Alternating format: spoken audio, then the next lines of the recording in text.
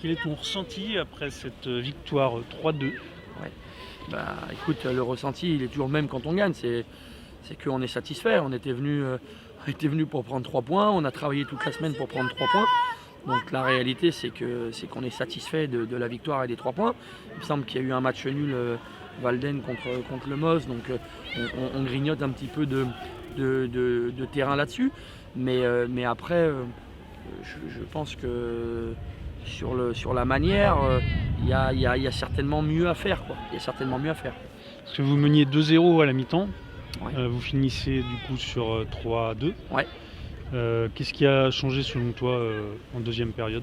Ce qui change, c'est que on menait 2-0 à la mi-temps et puis derrière, on se fait encore peur nous-mêmes parce que le but du 2-1, c'est encore un ballon, une mauvaise transmission où on n'arrive pas à garder le ballon et derrière on est tout de suite mis en danger, un petit peu comme la semaine dernière et c'est dommage parce que en ayant 2-0, on doit être capable de garder ce score-là. Derrière, forcément, on remet le coup d'accélérateur et on repasse devant et il y a 3-1. Et derrière, encore une fois, sur un ballon mal dégagé, on est sanctionné tout de suite. Donc c'est dommage. C'est dommage parce que je pense qu'il y avait moyen de rendre une copie plus propre.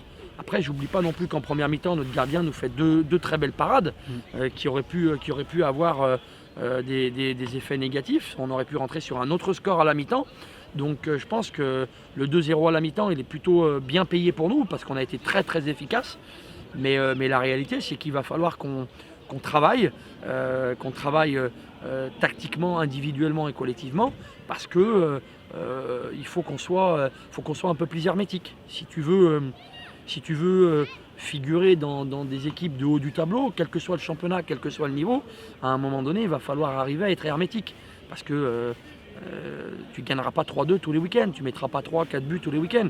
Quand bien même on a des attaquants qui sont performants, ça ne sera pas le cas tous les week-ends. Donc il faut qu'on travaille sur certains aspects de replacement défensif, de positionnement, d'occupation de l'espace quand on est en perte de balle. Voilà. Et du coup, qu'est-ce qui vous attend là, le prochain match? Le prochain match, on va au FC MOS, donc c'est un petit derby parce que c'est pas très loin.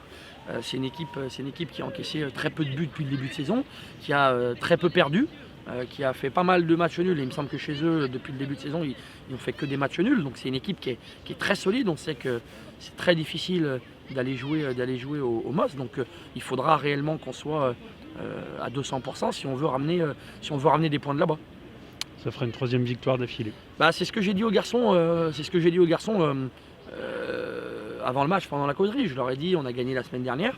À un moment donné, si vous voulez avoir des ambitions ou avoir une place dans cette poule, ça passe par une série de résultats positifs. Et on a eu un résultat positif la semaine dernière.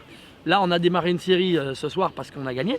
Maintenant, le but, c'est d'essayer de la prolonger le plus possible. Mais ça dépend que de nous, quoi. Je vous souhaite bonne chance. C'est gentil, Merci. merci.